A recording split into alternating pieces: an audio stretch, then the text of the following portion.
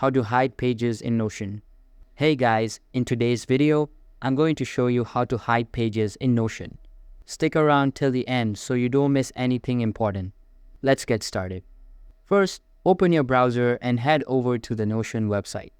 On the home page, click Login. For the quickest route, I recommend using Continue with Google. It's fast, easy, and just a couple of clicks, and you'll be logged right in. Now, find the page you want to hide. Open it, then click inside any text area and type /toggle. From the pop-up menu, select Toggle List. Once you've got your toggle created, simply drag the page link you want to hide and drop it inside that toggle.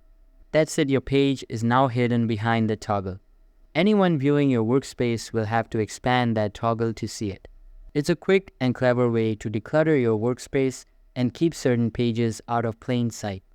And that's how you hide pages in Notion: simple, fast, and effective. If this guide helped you, don't forget to leave a like and subscribe for more videos. Thanks for watching.